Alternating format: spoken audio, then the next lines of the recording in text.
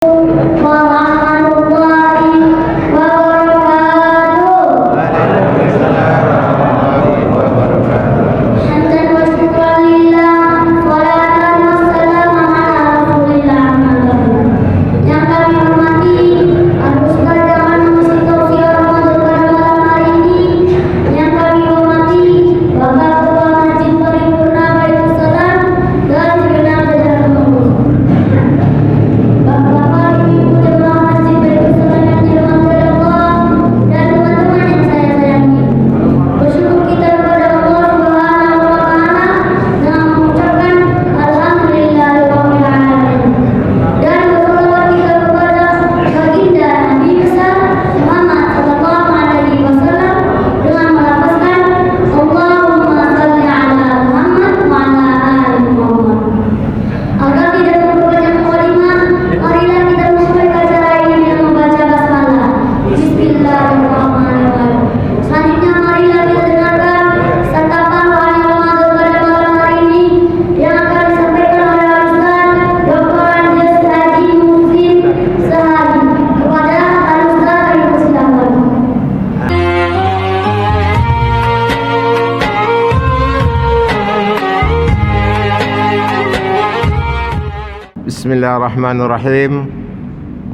Kepada Al-Ustaz kami persilakan. Bismillahirrahmanirrahim. Assalamualaikum warahmatullahi wabarakatuh.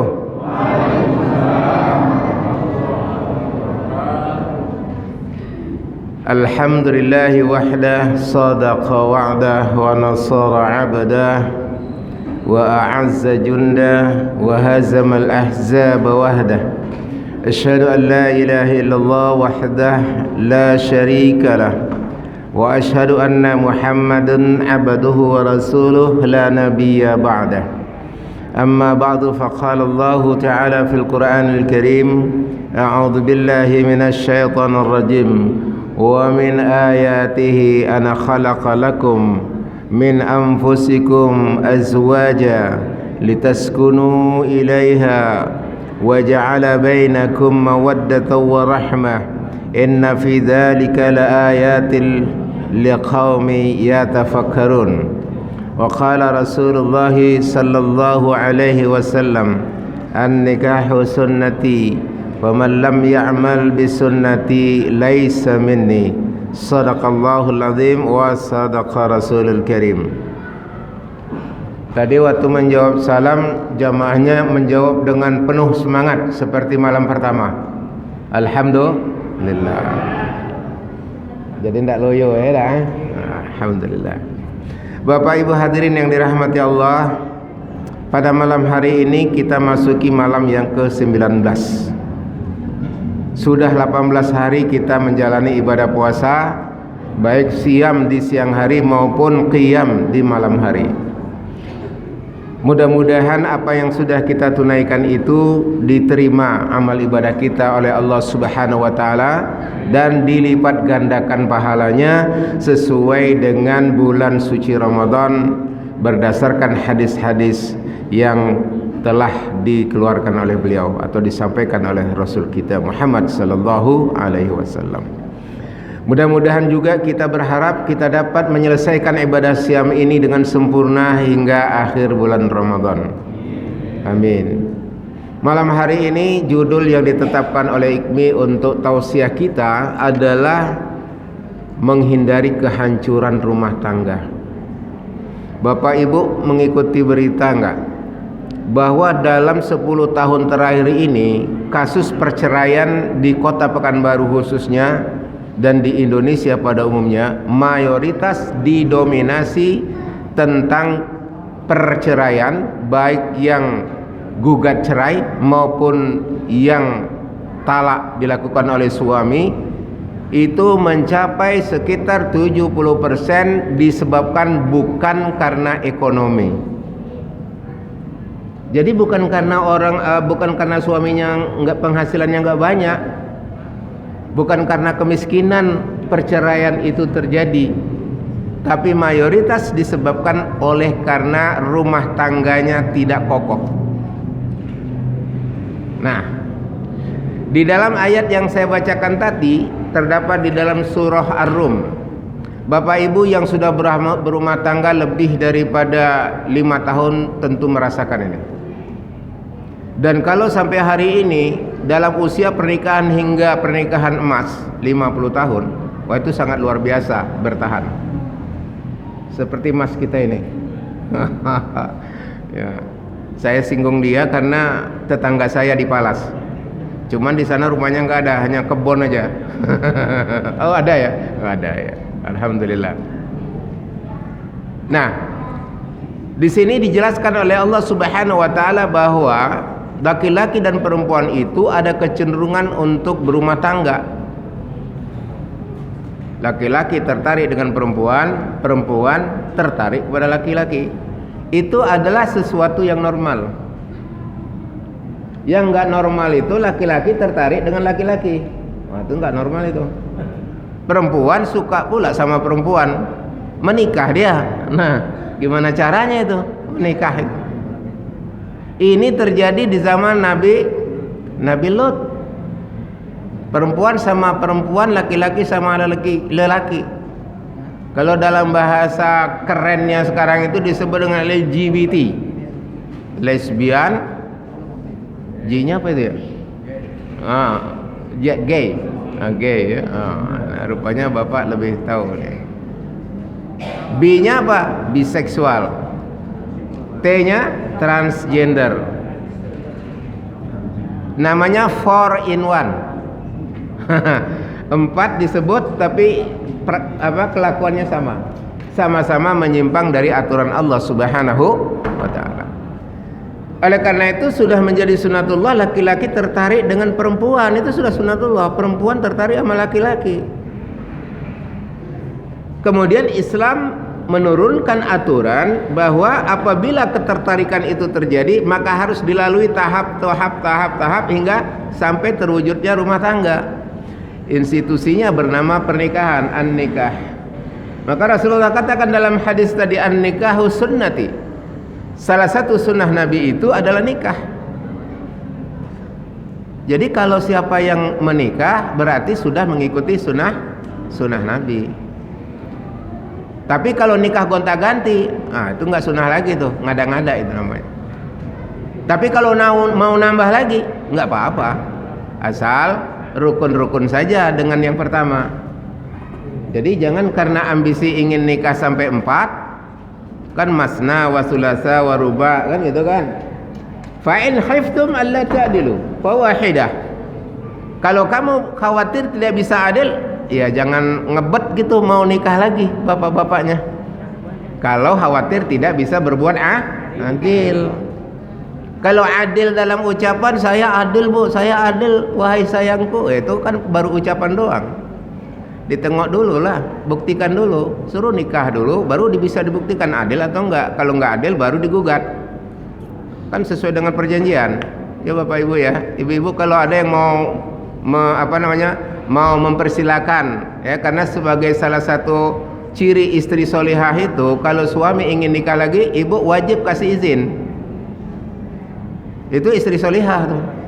Kalau suaminya mau nikah lagi. Sebenarnya dalam Islam itu nggak perlu izin Pak. Suami hanya ngasih tahu aja, Dek, aku minggu depan mau nikah. Iya. Nah seorang istri yang taat, dia mengokekan aja, karena itu bagian daripada ibadah dia gitu. Cuman, nah ini nih cumannya lagi nih, zaman sekarang itu beda di zaman Nabi, di mana sahabat-sahabat itu tunduk patuh dengan syariah. Sementara kita udah jauh dengan zaman Nabi, yang syariah itu banyak yang dilanggar, kan gitu. Apalagi yang sunnah, yang syariah saja dilanggar. Nah, jadi masalahnya sudah berbeda, situasinya sudah berbeda. Jadi khawatir juga ibu-ibu ya. Nah, oleh karena itu hal yang paling penting sebenarnya adalah prinsip musyawarah. Ya, wasyawirhum fil amri.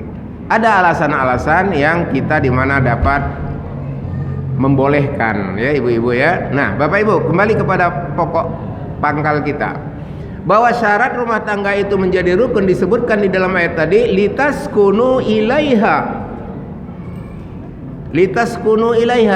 Jadi tujuan berumah tangga itu Bapak Ibu adalah untuk kita mencari ketenangan. Kalau di rumah tangga itu tenang, insya Allah suami istri menjadi rukun. Ciptakan ketenangan itu. Siapa yang harus menciptakan ketenangan? Yang harus menciptakan ketenangan di situ adalah satu pihak suami, satu pihak adalah istri. Maka ada hak-hak dan kewajiban suami, ada hak juga dan kewajiban istri. Tunaikan itu sesuai dengan ketentuan agama, insya Allah rumah tangganya jadi rukun. Tapi ketika hak-hak itu tidak ditunaikan, maka rumah tangganya bisa jadi goyang. Itu yang pertama. Kemudian yang kedua, untuk menciptakan sakinah harus ada fondasi yang kita milik, yang harus kita tanam. Yaitu apa? Mawaddah warahmah. Nah gitu. Wa ja'ala bainakum mawaddatan warahmah. Ketertarikan antara laki-laki dan perempuan itu lebih cenderung kepada mawaddah. Aku cinta. Kenapa? Karena aku suka melihat perilakunya, aku suka melihat tubuhnya, aku suka melihat akhlaknya. Kan seperti itu. Mawaddah. Saya tertarik dengan seseorang karena saya suka. Maka kata Rasulullah kan begini, tunkahul mar'atu an arba'in. Ada 4 hal yang menyebabkan kita bisa menikah dengan seorang perempuan atau laki-laki. Jadi ini dikiaskan kepada laki-laki sama saja. Pertama, li jamaliha, karena kegantengan atau kecantikannya. Kenapa kegantengan dan kecantikan? Karena memang inilah yang membuat seorang jatuh cinta pertama. Melihat fisiknya dulu. Oh, ini cocok rasanya dengan aku, tingginya, warna kulitnya, rambutnya. Ya kalau sekarang pakai jilbab bukan apa rambut, ya pakai rambut atau enggak tahu juga kita itu. Ya kan? Langkah kakinya, mengucapkan sesuatu kepada kita atau ketika dia bergaul, banyak hal-hal yang menarik pada diri seseorang laki-laki atau perempuan itu. Dan itu adalah yang pertama. Yang kedua adalah linasabiha, karena keturunan baik-baik. Oh, ini rupanya anak Pak RT, anak Pak RW, kan baik-baik tuh. Anak Pak Lurah, ya kan, anak Pak Camat, kan baik-baik tuh. Nggak ada yang nggak baik, Pak RT, Pak RW, Pak Lurah, Pak Camat, Pak Gubernur, Pak Presiden, bagus semuanya. Oh, keturunan orang baik-baik. Tapi lebih baik lagi keturunan ulama dan mubalik, macam keturunan Pak Musin, nah itu kan. Atau keturunan pengurus masjid yang sudah menjadi pengurus 5 periode, nah itu baik tuh kan. Coba hebat tuh jamaah tuh, sampai 5 periode jadi ketua, mau mundur nggak bisa. Ya kan, itu baik tuh. Kenapa? Karena dia dekat dengan masjid gitu. Itu bagus tuh. Jadi itu yang kedua. Ketiga, walimaliha, yaitu mereka yang memiliki potensi ekonomi. Artinya apa? Kita pilih mereka yang potensi ekonominya bagus. Ya mungkin waktu nikah pas-pasan aja gitu penghasilannya, tapi setelah menikah rezekinya bertambah dan bertambah melimpah. Nah, yang terakhir apa kata Rasulullah? Walidiniha, kita memilih seseorang itu dengan agamanya. Jadi tampan iya, keturunan baik-baik iya, potensi ekonomi bagus, kemudian agamanya oke. Dia rajin ke masjid, dia rajin baca Quran, akhlaknya bagus, kepada yang tua dia hormat dan memuliakan yang tua dan menyayangi yang muda. Tertarik kita dengan hal itu. Terus kata Rasulullah apa? Kalau kamu tidak mendapatkan keempat-empatnya, fazfar bidzatid din. Kalau tidak kamu temukan keempatnya, kamu utamakan agamanya. Taribat syadak. Itu yang paling utama memang untuk membentuk sebuah rumah tangga. Jadi faktor agama menjadi sangat penting. Kita mendengar ya, beberapa ulama memperdebatkan ya, apakah boleh kita menikah yang tidak seagama? Di dalam Al-Quran ada disebutkan bahwa boleh bagi seorang laki-laki mukmin menikahi wanita ahli kitab. Pernah kita baca itu ya ayatnya. Tapi ingat, ahli kitab tidak sama dengan musyrikin, tidak sama dengan kafirin. Nah ini harus kita tahu itu. Maka pada akhirnya pertanyaannya, apakah zaman sekarang masih ada ahli kitab itu? Enggak ada lagi. Ulama sepakat tidak ada lagi. Yang ada adalah itu yang saya sebutkan tadi, yaitu apa? Kafirin wal musyrikin. Oleh karena itu menikah antar agama menurut fatwa Majelis Ulama Internasional dilarang. Maka apabila bapak ibu punya anak, kebetulan dia suka kepada seseorang, terutama kalau dia laki-laki, tapi kedua-duanya mesti harus kita lakukan juga perlakuan yang sama, maka sarankan kepada dia untuk masuk Islam, baru boleh menikah dengan anak kita. Ya, sarankan kepada dia. Karena apa? Karena memaksa orang masuk Islam tidak boleh, Pak. Nah, ini dia, la ikraha fid din, kan? Tidak ada paksaan dalam agama. Jadi karena alasan dia mencintai anak kita, lantas kita minta dengan kesadaran sendiri untuk masuk Islam. Cuman ingat, bukan hanya sekedar saran. Kalau Buya Hamka itu punya tradisi, kalau ada seseorang yang ingin masuk Islam, Buya Hamka bilang begini, kamu mau masuk Islam? Iya Pak Buya, baca buku saya ini, katanya. Jadi suruh belajar dulu. Jadi suruh belajar dulu Pak, disuruh baca buku ini. Seminggu lagi kamu datang kemari, udah dibimbing. Tentu dikasih nasihat. Jadi kamu masuk Islam memang mungkin niat pertamanya mau nikah dengan anak seseorang, tetapi kewajiban kamu nanti setelah masuk Islam A, B, C, D, E. Nah, itu dijelaskan di situ. Ya Bu. Jadi jangan nanti terjadi misalnya seperti beberapa kasus, terutama kasus itu terjadi pada era tahun 80, tahun 90-an yang lalu. Karena saya juga beberapa kali menangani kasus itu di berbagai daerah ya. Waktu itu masih muda belia saya Pak, 30 tahun yang lalu. Sekarang udah tua Pak, atau enggak muda lagi kan. Itu ada pernikahan yang terjadi karena sebab beda agama, karena disarankan masuk Islam tanpa pendidikan, tanpa wejangan. Akhirnya apa? Ternyata ketika dia masuk, setelah dia menikah, dia kembali kepada agamanya. Nah ini biasanya terjadi kalau laki-laki itu non muslim awalnya. Nah yang laki-laki ini kan pemimpin di rumah tangga.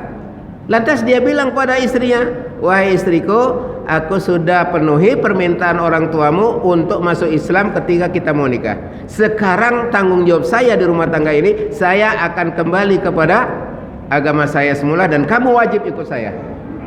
Itu terjadi banyak sekali dahulu bapak-bapak ibu-ibu, dan tidak tertutup kemungkinan juga terjadi pada saat sekarang yang kita tidak tahu informasinya secara detail. Nah oleh karena itu penting sekali agama ini sesuai dengan hadis Rasulullah SAW tadi. Jadi pokok pangkal rumah tangga menjadi sakinah adalah mawaddah, kemudian rahmah.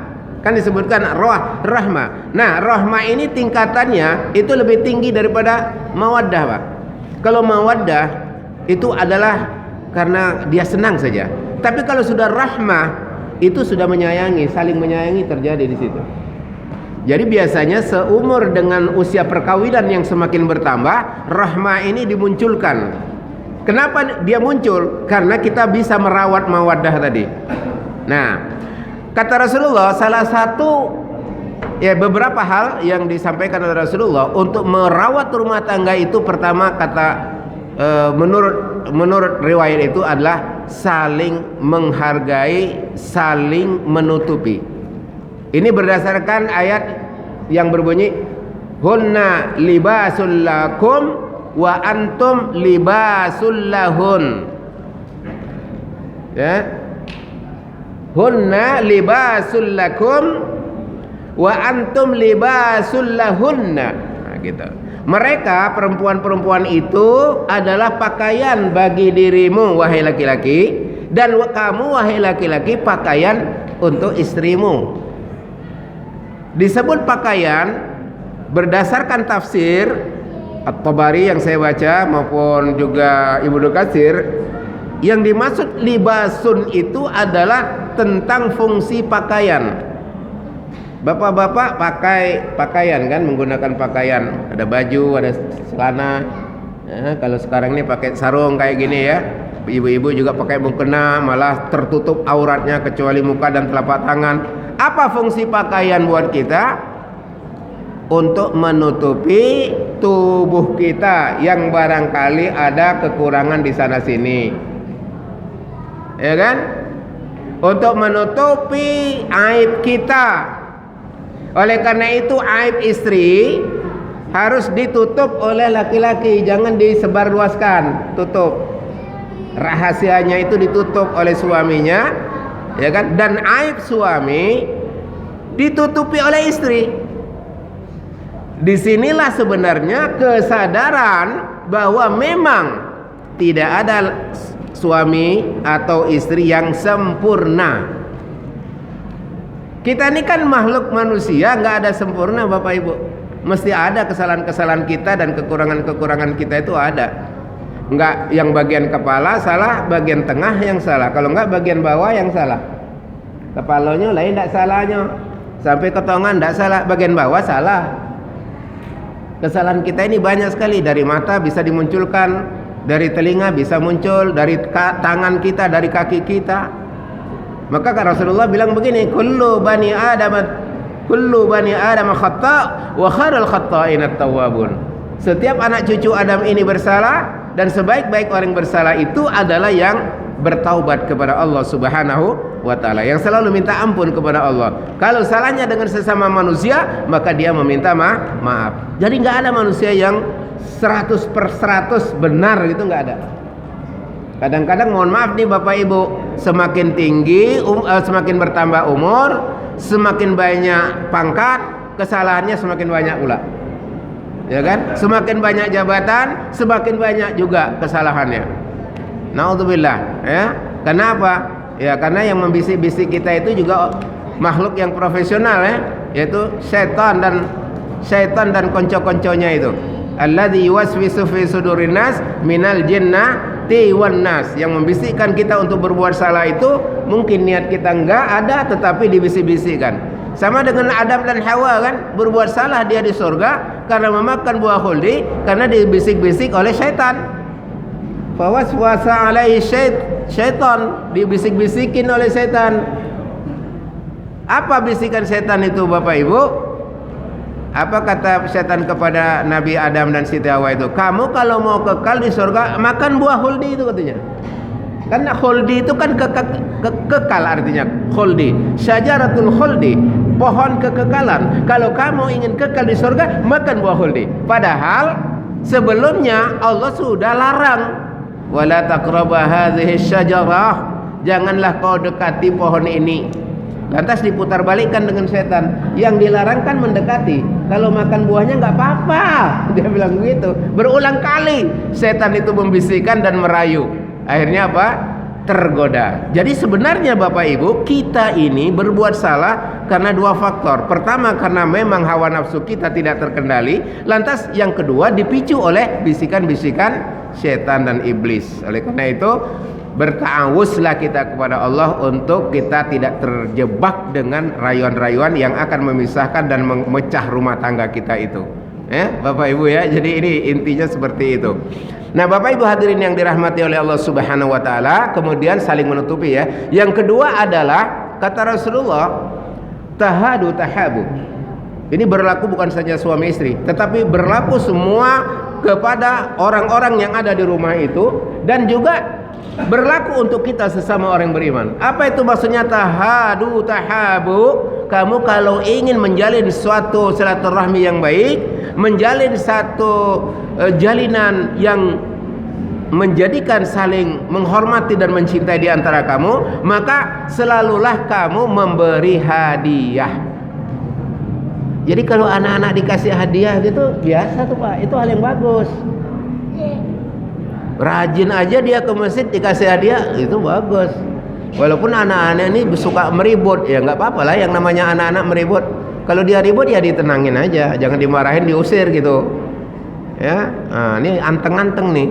Saya rasa anak-anak di sekitar masjid kita 10 kali lipat jumlahnya daripada ini. Tapi yang datang ini seharusnya dapat hadiah ini, di samping dapat pahala dari Allah Subhanahu wa ta'ala, supaya dia makin cinta ke masjid. Nah, suami supaya lebih cinta kepada istri, saya nasihatkan para istri di sini dan calon-calon istri sering-sering kasih hadiah kepada suami. Ya Bu, ibu-ibu di sini sering kasih hadiah sama suaminya. Nah, makanya masih rukun. Oh, biniku ini pengertian. Aku lupa dengan ulang tahun dia, ingat. Nah, kan dikasih hadiah kan. Suami juga jangan pelit ngasih hadiah kepada istrinya. Dan jangan salah kasih pula kepada istri tetangga, bahaya.